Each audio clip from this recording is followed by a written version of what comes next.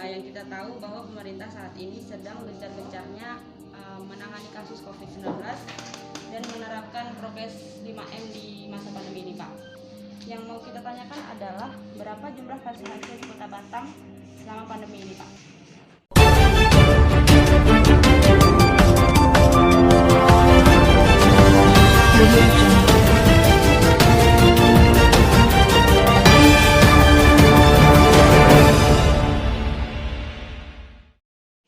Baik, sebelum saya menjawab tentunya kita harus melihat dulu ke data ya. Data bahwasanya dalam menentukan penemuan kasus baru, kami dari Dinas Kesehatan biasanya itu melakukan serosurvei yang sudah kita lakukan di tahun 2021 ini, yaitu di tempat ada 4 lokasi yaitu di Tanjung Uncang, Jabi, sama beberapa pekerja hiburan malam ya, termasuk juga terhadap pegawai negeri sipil. Jadi dari jumlah serosurvei yang kita lakukan itu terhadap non PNS itu sebanyak 395 serosurvei sampel darah, terdapat 11 kasus baru. Ya, terdapat 11 kasus baru kan. Namun demikian kami tidak bisa memberikan data detailnya karena ini menyangkut kepada etika. Ya. Namun kalau data jumlahnya itu bertambah 11 sejak kami melakukan serosurvei. Itu yang dilakukan oleh kami serosurvei, belum lagi dilakukan oleh teman-teman dari rumah sakit maupun dari puskesmas. Ya, tapi kami tetap bekerja sama dengan puskesmas. Untuk penderita HIV-nya itu rentan terkena COVID nggak ya, Pak ya? Rentan tidaknya yang jelas dari judulnya saja HIV ya. Iya, Pak. Berarti dia daya tahan tubuhnya yang Serang. Ya. Nah, kalau dibilang rentan sekali. Data yang kami dapat dari tahun awal COVID sampai sekarang itu ada 7 orang penderita HIV yang meninggal. Ya. Selama pandemi? Iya. Di masa pandemi itu? Iya, di masa pandemi. Itu yang tercatat, yang terdata, yang diinput. Kami ini kan sifatnya menerima data dari layanan seperti puskesmas maupun di rumah sakit. Ya. Jadi data itu mungkin saja rumah sakit tidak belum menginput atau lupa menginput, atau kami berkeyakinan lebih daripada itu ya penderitanya. Namun demikian kita hanya memakai data yang sudah diinput ya, yang sudah meninggal. Tapi yang komorbid mungkin nanti dari Pak Osep ya, yang karena datanya terkait masalah COVID-19 ya. Yang tertular itu cenderung ke pasangan suami istri atau pekerja seks komersil atau anak-anak atau gimana, Pak? Oke. Sebelum kita mengarah ke itu, kita harus lihat dulu bagaimana HIV ini tertular. Ya, HIV ini tertular bagaimana? Kalau menurut adik-adik sekalian, apakah HIV ini dengan berjabat tangan, berciuman atau apa itu bisakah menular dia? Bisa menular enggak? Ada 3 pintu masuk untuk HIV ini, yaitu melalui cairan kelamin, darah. Satu lagi apa Pak Osep? Cairan kelamin, darah, ASI. Artinya ibu-ibu yang menyusui anaknya. Jadi hanya 3 jalur pintu masuknya. Ya. Apakah melalui hubungan seks? Iya. Jelas hubungan seks. Apalagi yang seksnya tidak menggunakan, mohon maaf ini, terhadap pelaku-pelaku seks di luar nikah yang tidak menggunakan kondom. Itu sangat tidak ada protek sama sekali. Jadi dia langsung tertular. Nah, kapankah dianya akan nampak? Ya, periode jendelanya itu 5 tahun sampai 15 tahun itu baru ketahuan kita terkena HIV. Ya, jadi tidak serta-merta habis berhubungan ini besok terkena, tidak demikian. Ya, periodenya cukup panjang. Apakah penderita ini yang sekarang ini apakah dia hasil dari perbuatan dia beberapa bulan yang lalu belum. Prosesnya kan lama. Mungkin dia 5 tahun yang lalu dia berbuat, sekarang baru muncul. Iya, Pak. Ya kan begitu. Kalau masalah transfusi darah mungkin lebih cepat Pak Osep ya. Transfusi darah itu kalau lebih cepat, begitu juga dengan ASI. Ya. Jadi perilaku seks yang menyimpang itu juga berpotensi terhadap penularan HIV. Ya, Pak. Jadi Pak, untuk selama pandemi ini itu 7 orang tadi ya Pak terdata. Yang meninggal gara-gara karena COVID ya. Kalau yang masih mengidap gitu Pak? Yang itu yang kami belum dapat, makanya dapat. tunggu bilang tadi itu tunggu dari Pak Osep dulu apakah datanya real dapat realnya atau karena dia komorbid HIV terkena ini apakah terdata atau tidak. Itu yang perlu kita tanyakan nanti. Kemudian upaya pemerintah Kota Batam dalam hal ini Dinas Kesehatan Kota Batam untuk menanggulangi HIV/AIDS ini apa Pak? Penanggulangan yang kita lakukan, kita tetap melakukan pelayanan di teman-teman yang ada namanya CST ya. Ada beberapa namanya, seperti kalau CST itu seperti Rumah Sakit Bung Fatima, Care Support Treatment, Care Support Treatment, CST. ya. Nggak apa-apa, nanti data saya boleh kasih. Oke, baik Pak. Rumah Sakit Bung Fatima, Rumah Sakit Budi Kemuliaan, Rumah Sakit Elizabeth, Rumah Sakit BP Batam, dapat jangan usah dicatat di sini. Bu Baja, Puskesmas Bu Baja, Puskesmas Kupang dan Puskesmas Jadi. Ya. Terakhir ini mau ditambah dengan satu lagi Puskesmas Batu Aji. Ya. Mudah-mudahan bisa. Jadi fungsi CST ini apa Pak? Ya, CST ini mereka bisa mengobati. Ya, bisa mengobati, tapi setelah mendapat pelatihan yang diberikan oleh tim kami dari sini, dari Pak Osep ya. Nah, kemudian ada yang namanya VCT, Voluntary Counseling and Test. Tetap aja di Rumah Sakit Bung Fatima, Budi Kemuliaan, BP Batam, Elizabeth Batam Kota, Awal Bros, Puskesmas Kota Batam itu bisa melakukan voluntary counseling. Ya, Puskesmas Kota Batam sudah dapat, begitu juga dengan lapas dan rutan. Nah, apa beda VCT dan CST tadi? Nanti Pak Osep yang jelaskan ya. Ya. Kemudian untuk MMT-nya itu maintenance methadone treatment itu hanya Rumah Sakit Bung Fatima. Hanya Rumah Sakit Bung Fatima. Penjelasannya nanti kita sama-sama dengarkan dari Pak Osep terkait masalah itu. Kemudian kami juga ada di Batam itu ada namanya KPA, Komisi Penanggulangan AIDS. Itu di Pak Pitar ya, Pak Pitar Purek Lolong. Nah, kemudian kami juga didampingi dengan LSM seperti LSM pendamping atau penjangkau. Nah begini ya, pendamping penjangkau ini kami kalau seandainya datang ke suatu tempat yang berpotensi untuk contohnya lah, contohnya LSL tahu? Lelaki suka lelaki. Kalau kami tidak menggandeng LSM atau yayasan itu, siapa kami dari mana bisa tahu? Ya kan? Dengan adanya LSL itu kita ajak mereka untuk bekerja sama untuk dilakukan dan mereka ini ahli-ahli loh. Teman-teman dari LSM ini mereka expert juga di bidang itu, tetapi bidangnya beda-beda. Kalau yang LSL ini LSM-nya, kalau yang bencong atau segala macam ini ada LSM-nya. Jadi tidak, LSM satu ini bisa masuk sini nggak bisa nih. Ya, ada beberapa LSM seperti Kompak, Komunitas Peduli AIDS Kepulauan Riau. Kemudian YIP, Yayasan Embun Pelangi, PKBI, Persatuan Keluarga Berencana Indonesia, Hiwaba, Himpunan Waria Batam. Nah, seperti ini. Yang Kompak ini apakah bisa masuk sini belum tentu kan. Ya.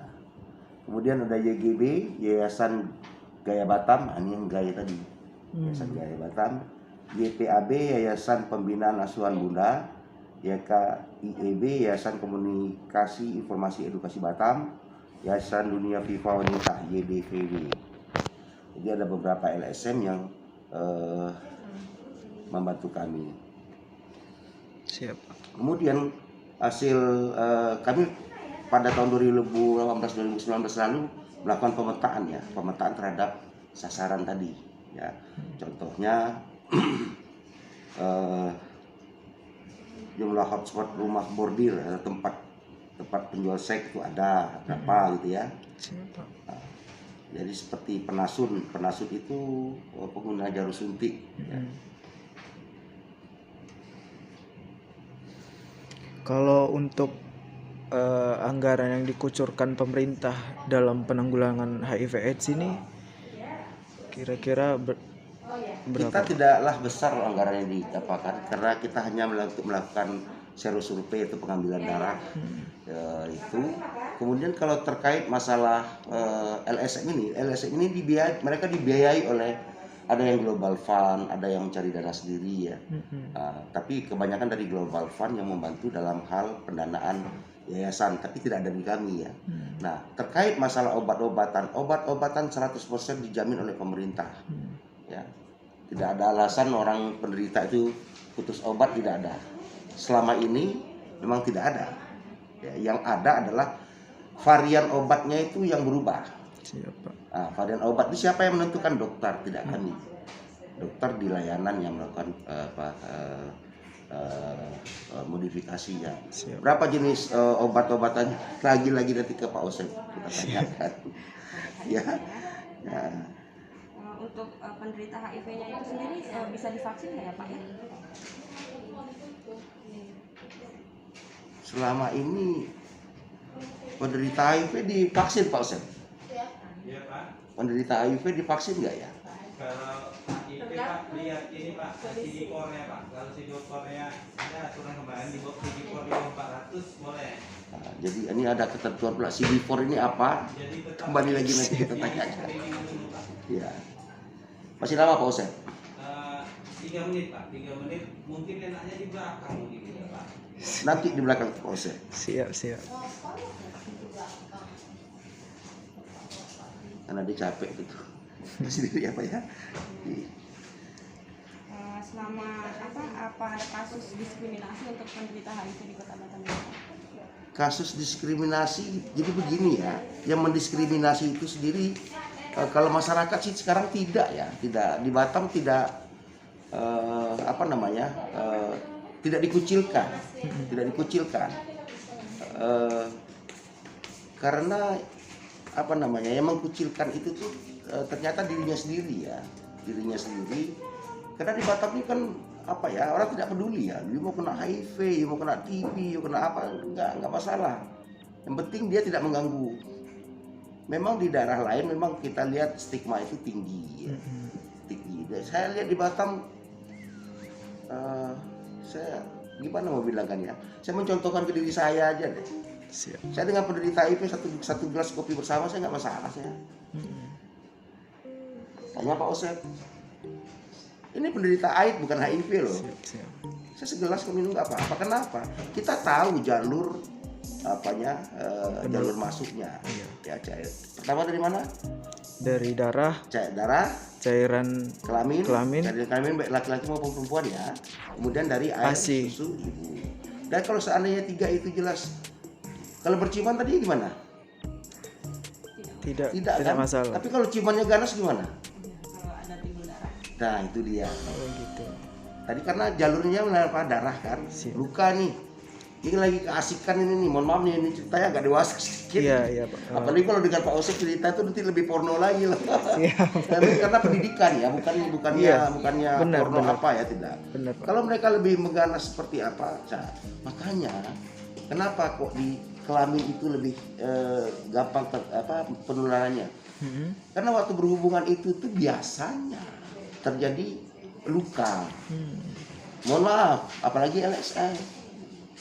Kan daerahnya itu kan daerah nggak wajar itu. Daerah yang tidak wajar di istilahnya tebong menebong. Iya Pak Osep, tebong menebong ya. Iya, daerahnya tebong menebong itu jadi anus ya. Anus itu kan kontur strukturnya itu kan kasar gitu ya. Dan dalam keadaan apa itu ya terjadi luka gitu. Nah, luka itulah yang memindahkan virus tadi. Penyebarannya. Nah, virus tadi yang kalau ASI jelas ya karena isapan dari anak ke nggak tahu lah kalau bapak ikut ngasih juga Sep ya.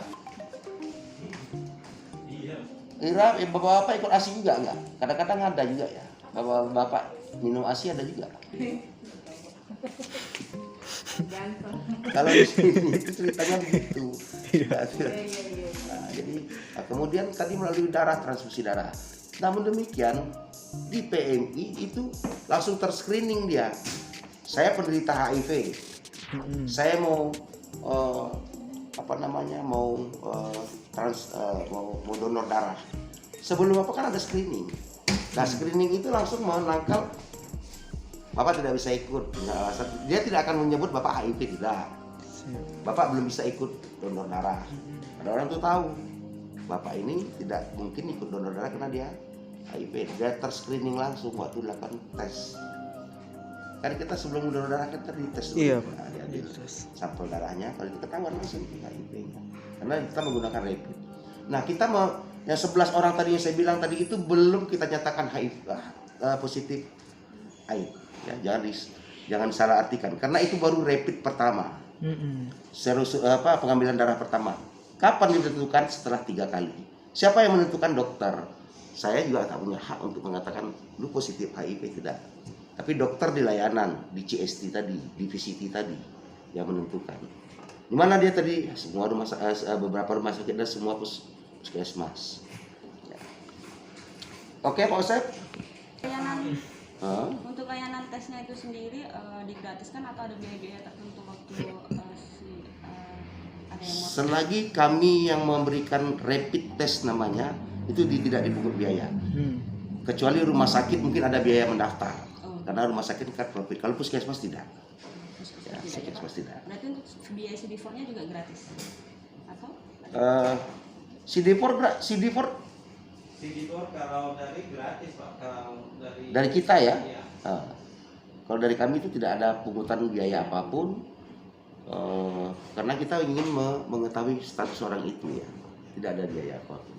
Kecuali rumah sakit mungkin ada konseling atau apa, konsultasi dengan dokter segala macam itu tidak di luar tanggung jawab, di luar pengetahuan kami karena mereka kan bisnis ya, core-nya bisnis. Kalau kita kan core-nya untuk masyarakat. Siap. Vaksin tadi itu ya nanti sama Pak Osep ya. Iya. Ada beberapa yang belum Iya. diisi nanti sama Pak Osep. Iya. Siap. Diskriminasi ya saya udah jawab tadi ya, diskriminasi sudah. ke kalau di Batam itu saya mau bilang kan itu seandainya pun saya tahu si A ini penderita HIV, saya berteman biasa. Sebagian orang sudah tahu begitu, cuman yang tidak berani kita lakukan adalah hubungan seksual kan. Iya. Nah, kenapa penderita ini lebih banyak sekarang itu laki-laki? Kami di Kota Batam khususnya untuk ibu hamil semuanya wajib tes HIV. Semua ibu hamil yang melakukan layanan ke puskesmas itu wajib dites HIV. Kita untuk mengantisipasi. Ya, jadi kalau di masa pandemi HIV apa yang kami lakukan rasanya sama dengan kalau untuk kasus pelayanannya rasanya sama sih waktu dengan tidak pandemi. Karena semua penderita HIV itu tuh mendapatkan obat gratis. Gratis loh, nggak ada dipungut bayaran ya. Kecuali tadi rumah sakit A, rumah sakit swasta ya. Mereka mau mengambil obat, tentu mereka melakukan pendaftaran. Berapa biaya biaya pendaftaran 10.000 itu tidak ada di kami. Tapi obatnya diambil gratis. Ya, obatnya tersedia dari pemerintah pusat. Berarti kalau untuk diskriminasi emang sedikit, hampir tidak ada ya Pak? Diskriminasi ini kan kita bisa lihat di masyarakat ya. Siap. Diskriminasi kan masyarakat itu terhadap penderita HIV. Rasanya gimana ya sama bilang kan. Di Batam khususnya, kalau di daerah lain memang masih itu loh. Masih menjadi hati-hati itu dia penderita HIV itu. Masih seperti begitu di Batam. Yang tidak, kalau seandainya orang ini tahu dia itu penderita HIV, dia adalah pekerja malam, tentu orang tidak akan mau, kecuali ada juga yang mau tapi menggunakan kondom. Nah, yang 11 tadi ini tuh kenapa bisa tertular ya? Karena mereka berhubungan seks itu tidak menggunakan kondom. Kalau bukan satu-satunya sebenarnya sih. Salah satu yang efektif untuk memutus mata rantai dalam hal berhubungan seksual itu menggunakan kondom. Kepada siapa? Kepada penjajah tadi ya, bukan kepada keluarga. Bukan keluarga ya. Jadi Pak, cara mengidentifikasi itunya tadi, mengidentifikasi apakah diskriminasi itu ada atau enggak di Kota Batam, kan pasti dilakukan pengawasan itu Pak. Makanya Bapak bisa tahu kalau di Batam itu stigma itu sangat berkurang. Kalau itu ditanyakan lebih tepatnya ke LSM. Oh, karena LSM. LSM yang menjangkau ke penderita. Penderita ya. langsung. Nah, gitu. Siap Pak. Atau nanti bisa juga ditanyakan kepada Pak Peter sebagai KPA. Atau boleh saya telepon Pak Peter untuk minta konfirmasi. Boleh Pak. Terkait masalah diskriminasi ya. Upaya kita adalah menghubungin yang bersangkutan untuk ini, jadi gini. Yang 11 tadi ini nih, contohnya ini 11 tadi itu. Kita mintakan mereka melakukan pemeriksaan kedua. Siapa yang membawa? Tidak saya. LSM tadi yang penjangkau tadi yang mengajak yang bersangkutan untuk dilakukan pemeriksaan rapid kedua. Rapid keduanya tadi dinyatakan positif, rapid kedua dinyatakan positif juga. Kita lakukan lagi rapid ketiga. Kita lakukan 3 kali rapid Pak Osep ya. Iya. Baru kita dinyatakan positif ya. Untuk diagnosa dia pakai Sini lah, Pak Ustaz. 3 kali. Karena HIV itu dia penyakit yang menurunkan daya tahan tubuh. Orang meninggal itu bukan karena HIV-nya. Jadi misalnya kita ada penyakit lain masuk lagi HIV, jadi tambah berat ya, termasuk juga apalagi ditambah HIV juga, COVID juga. Tekanannya.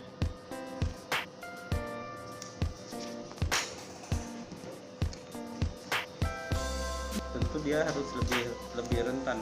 Makanya kemarin sekitar bulan 2 itu ada sempat kebijakan dari pusat itu.